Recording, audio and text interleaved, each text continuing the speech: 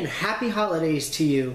Today I have a very special board gaming video that I haven't really done before, but since everything has been picking up so well for me, I thought that I would do my top 5 games of 2014. In part, I wanted to do this because this was the first time that I had ever gone to Gen Con, and it was absolutely an amazing experience for me, and I kind of wanted to share some of the cool stuff that I did. So that said, this is going to be very different from a lot of my other videos, where in this case, I only have one thing that I'm going to be talking about I actually own. So everything else I don't have, but I've played. So we'll see how it goes. I think it'll be fun, and do keep in mind that while these are my personal top 5 favorite games, or the plus the honorable mentions, that doesn't mean that there aren't plenty of other games. A lot of games I haven't played that were released this year, and there's also games that I really want to play, just haven't been able to. So feel free, put your favorites in the comments below, but just know that just because I don't say your favorite doesn't mean that I wouldn't like it too. So with that, I'll go ahead and get started with my honorable mentions.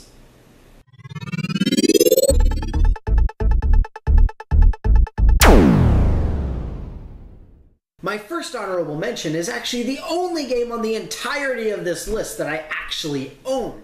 The game itself is Cosmic Dominion. For those of you who don't know, this is an expansion of my favorite game of all time, Cosmic Encounter. Now, why is it on the honorable mention instead of on the main list? Well, the primary reason is just because it's an expansion. It's not a full-fledged new game, and that's pretty much it in this case. But it's a really great expansion. I really like it. One thing I really enjoy about this particular expansion is that it brought back a lot of fan favorite powers from older games. So whenever I first started playing Cosmic Encounter, I was playing the Eon version and the Mayfair version. So I was playing the absolute original version, so I had all of the old powers to pick from. Where in the Fantasy Flight, obviously, we didn't have a lot of the really famous ones, whereas Cosmic Dominion took a lot of the fan favorites, and not only that, but added a great deal of brand new, completely unheard of powers to the game of Cosmic Encounter. So naturally, this had to go on my list somewhere, but again, honorable mention simply because it's only an expansion rather than a full-fledged game.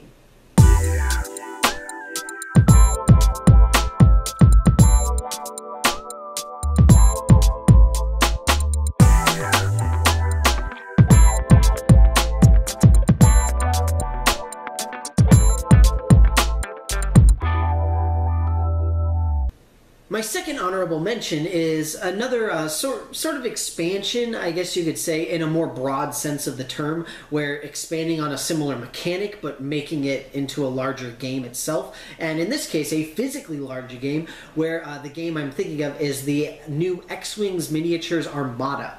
So in part, just like with Cosmic Dominion, this, in my view, it's more of an expansion than anything else. I mean, granted, you can't use the same pieces from the X-Wing game as you can in Armada, etc., etc. But the biggest issue with X-Wing Armada is that it's technically not out yet. It's going to be released early in 2015, and so that's why it's really an honorable mention. But they did have a bunch of copies at Gen Con, so I was able to play it for a little bit, and it is absolutely incredible. It's pretty much precisely what you would think of when you think of being able to control a Star Destroyer and go and destroy a bunch of rebels. It's really awesome. The biggest issue that I have with it, other than the fact that it's not out yet, is the fact that you have to buy all new miniatures, because like you have to buy the individual TIE swarms instead of being able to have like the single ties that make up an entire swarm. Things like that, because you need to get the scaled ones back. But either way, other than that, it was a really fun game. I had a blast playing it. Obviously very similar to its absolute miniatures counterpart, but a wonderful game. I can't wait for it to be released. X-Wing Armada, my second honorable mention.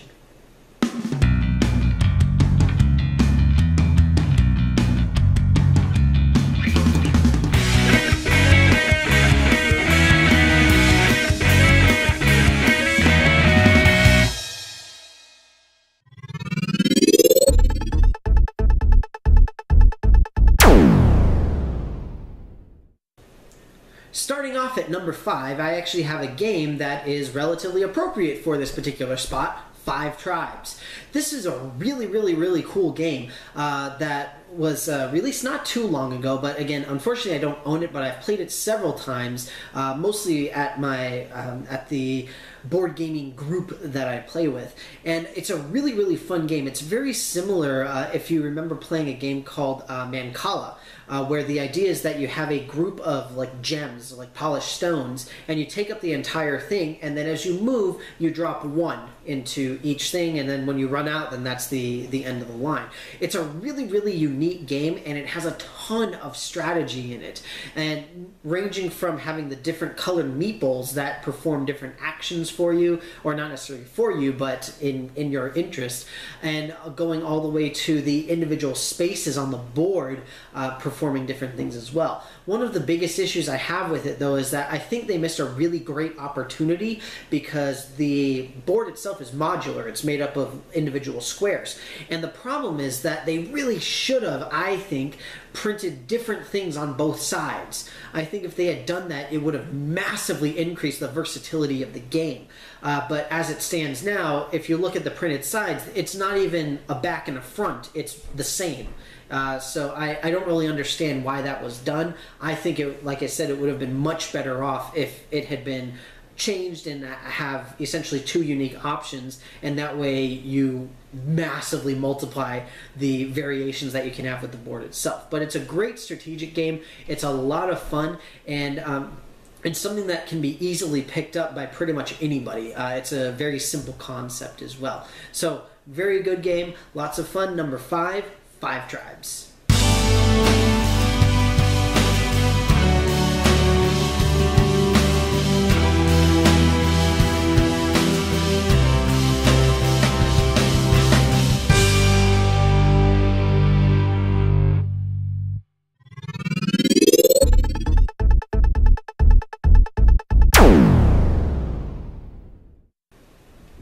At number 4, I've got a game that you could probably argue shouldn't really be on this list because it's so similar to another game, but I just have so much fun with it, I couldn't help myself. Number 4 is King of New York. Obviously, this is sort of a not even spiritual successor, but arguably direct successor to King of Tokyo. The thing is that with King of New York, it has been expanded a great deal. There's a lot more that you can do. You can fight against military units. There are multiple areas that you can try and control, and on top of new powers, new monsters, all of that good kind of stuff. Lots and lots of fun, but it still has that really cool, like almost cartoony feel that King of Tokyo has. But at the same time, still a really great strategic game and lots of fun. And really, I think it's great because it's a little bit more geared towards more hardcore gaming crowd, or the hardcore gaming crowd, as opposed to King of Tokyo, which is really more casual because there's a lot less to keep track of. Whereas in New York, there's so much more to do and able to keep track of that there ends up being a lot more different ways that you can end up winning in the end. It obviously still takes a decent amount of time, but either way, King of New York, my number 4.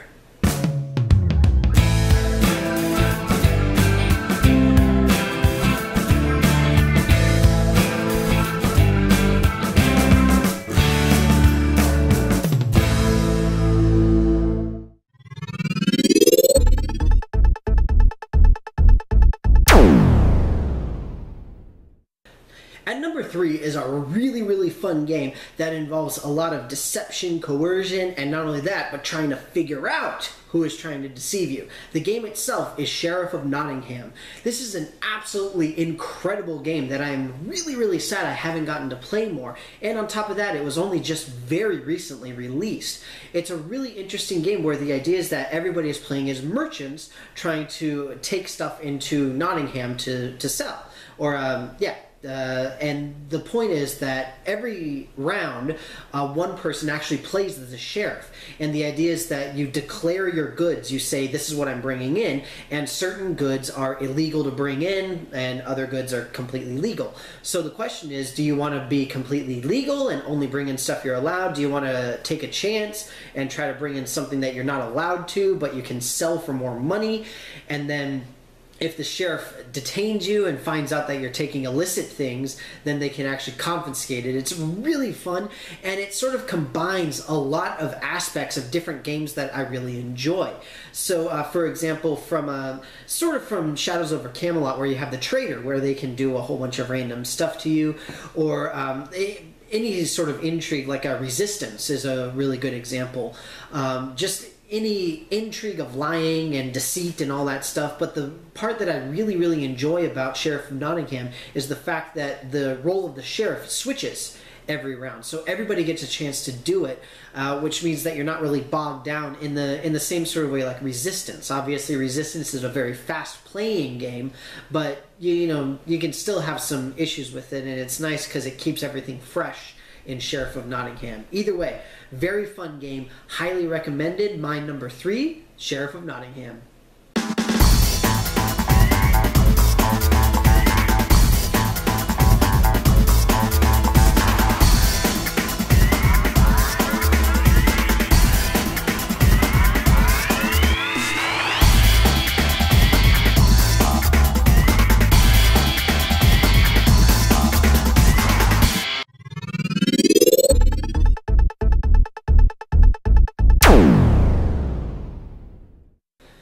At number 2, there is a game that is primarily on this list because it reminds me of one of my favorite games when I first started playing board games really heavily. The game that it reminds me of is actually called Evo, and the actual game is Evolution. Whether or not those two are actually related, I don't know, but they play very, very similarly, so I imagine there's at least something similar to them. The really cool thing that I love about Evolution is the fact that because I work in science, I love the fact that you can see the evolutionary track, and it makes sense. For example, you can get a long neck that lets you reach higher branches, so you can get food more easily. You can get a horn or some other defense mechanism that protects you against predators, stuff like that. And these are things that we actually see in evolution of different species. It's really cool, and it's a lot of fun. Not only that, but there are so many options for how you go about doing this evolution that it's absolutely incredible. It's amazing, it's a lot of fun, and in the end, the whole point is just who's going to survive, who will evolve in the best way so that they'll be able to survive. One thing that's really important to note here too is this is the type of game that you can play with pretty much anybody. Obviously, most games you can do that, but with something like King of New York that I already mentioned, or even to a certain extent Five Tribes, they're complicated enough that a lot of people might have some trouble with them, but Evolution, while on the surface it seems relatively complex because there's so many options and things to keep track of, you can still play in a relatively simple way, but it's a lot of fun. And like I said, it mostly just reminds me of Evo, which was one of my favorite games that unfortunately I don't have, but I think it's out of print. So Evolution is on my list. I definitely want to get it, but in the meantime, played it a few times. Wonderful game. Evolution, my number 2.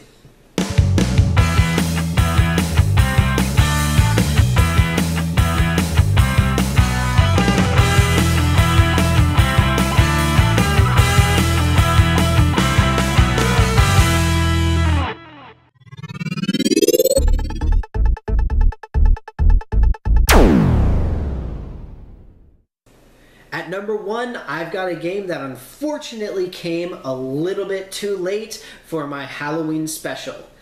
Dead of Winter Crossroads. This is absolutely an incredible game. It is so much fun, and it combines a lot of aspects for different games. Like I mentioned with, not Evolution, but with Sheriff of Nottingham, that it combines several mechanics that I really enjoy playing with. The Dead of Winter actually does that even more so. You have public objectives, you have secret objectives, you have a survival aspect, you have a horror aspect, you have a resource allocation and collecting and management, you have just all sorts of stuff. And on top of that, you also have cooperative components as well, because essentially your group is working as a team to survive the zombie apocalypse, although the zombies don't really show up a whole lot for some reason, but you're working to survive the zombie apocalypse, and the more you work together, the better off you're going to be. But the problem is that you have to complete your private objective in addition to the public objective. And if the group isn't working towards whatever your private objective has to be, then maybe you have to break off a little bit and go and sort of do your own thing for a little bit. Very mysteriously, obviously. But it's a really, really fun game, and it's a great example in the horror genre, which is sadly very lacking. As I mentioned, this game barely missed the mark for me with my October special Halloween video, where I was talking about horror games, because I made that video right before I played it. Or, yeah, I posted the video right before I played it. So it was unfortunate. But either way, it's a really wonderful game. Unfortunately, it's so popular now that you can barely find a copy for anything less than a truckload of money. But hopefully sometime in the new year, they're going to have more copies and additional printings and all that kind of stuff coming out with relative frequency so that more people can get it. And I definitely want to get a copy for myself. But either way, for everything, the entirety of the game, just wonderful overall. Dead of Winter, my #1 game of 2014.